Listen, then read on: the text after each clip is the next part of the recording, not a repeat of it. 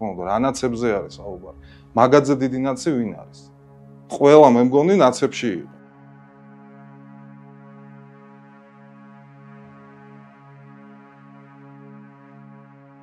თვითონ ივანიშვილმა არ თქვა, რომ ის ტექნიკა, რითაც 7 ნოემბერს დარბევა მოხდა, მისი დაფინანსებით იყო შეძენილი, ხო?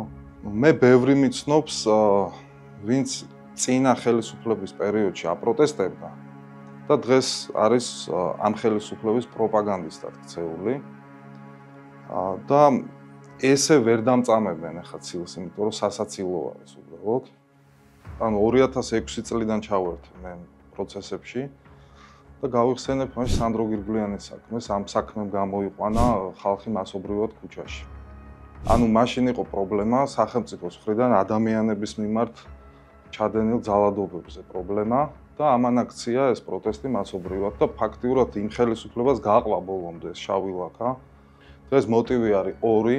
პირველი არის მთავრობის მხრიდან მთლიანად სახელმწიფო კურსის ცვლილება, ამან გამოიყვანა ეს ხალხი ხო ესე ქუჩაში და ამიტომ არის გაბრაზებული ამდენი ადამიანი.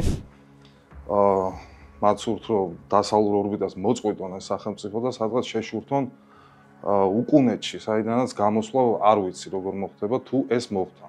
და მეორე ეს არის იგივენაირი ძალადობა სახელმწიფოს მხრიდან ადამიანების მიმართ.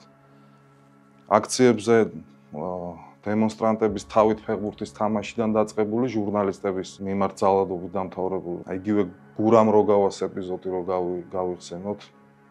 ოდნავ ვერკვევ მე ორთაბრძოლებში და ყველა ორთაბრძოლაში კეფაში ჩარტყმა არის აკრძალული. ესე იგი ისეთი ძალით მოხდა კეფაში გურამ როგავას და შემდეგ ტროტუართან ისე ახლოს ეცემა თავით.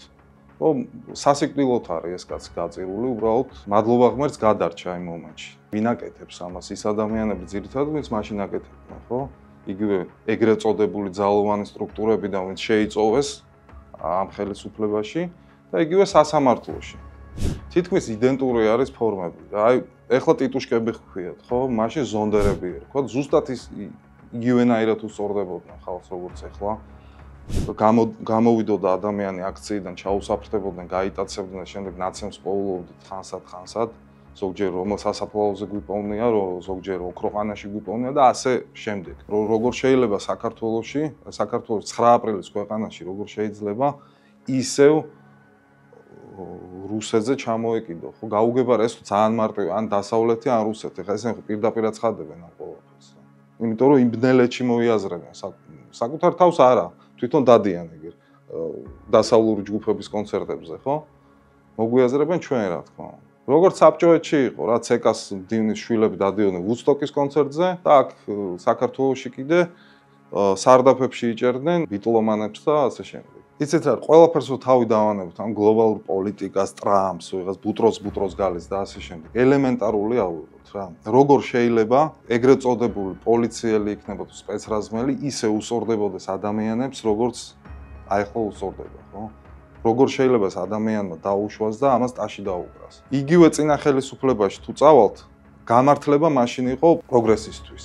ანუ ბათუმი შენდება, სიღნაღი შენდება და ნუ არაფერს არ უიტყვი რა, თუ იქ განყოფილებაში ვიღაცებს galახავენ. ეს რბილად რომ. ეხლა არის ომის შიშით ეგრეთ წოდებული. მე არ უიტყვი არაფერს, იმიტომ რომ შეიძლება ომი დაიწყოს და ჯობია რომ ესეთ თავები უხეთქონ ადამიანებს, ვიდრე ომი დაიწყოს. და სინამდვილეში არც პროგრესის და არც რეგრესის და არც ომის შიშით არ შეიძლება ადამიანებზე ძალადობა რამენაირად ამართლა.